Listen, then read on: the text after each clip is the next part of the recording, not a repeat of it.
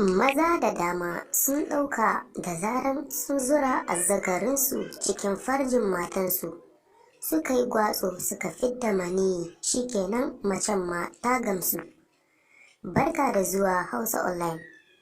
Kamar yadda kuka sani, wannan tasha ce wacce ke koyar da sirrin jima'i kai tsaye.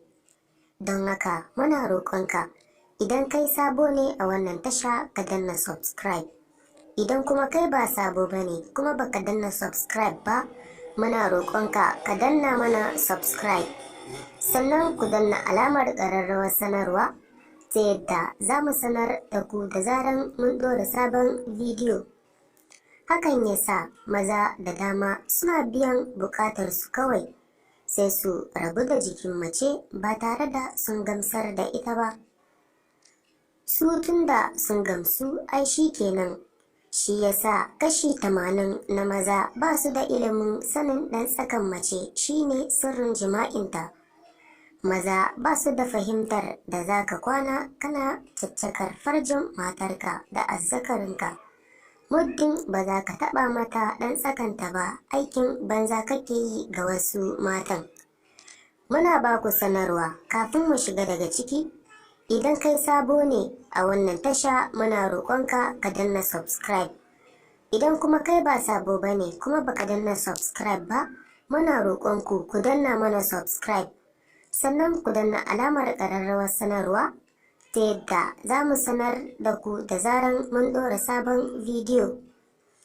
Hakanan kuma wasu mazan sun kasa fahimtar cewa da akwai wasu yanayi na kwanciyar jima'i da idan kana yi da matarka ba za ta taɓa samun gamsuwa ba, ko dai saboda azzakarinka baya iya zunguro mata mahaɗanta saboda ƙanƙantarta, ko kuma yana wuce mata maƙura saboda yanayinta a irin wannan yanayi. Dole ne ku fahimci juna da zai iya sa ta samu biyan buƙata. Wasannin motsa sha'awa kamin jima'i su ne sinadari na farko da ke ɗaura mace hanyar da za ta samu gamsuwa, musamman tsotsa da lasar farjinta, musamman ɗan tsakanta, da kuma sha mata nonuwa.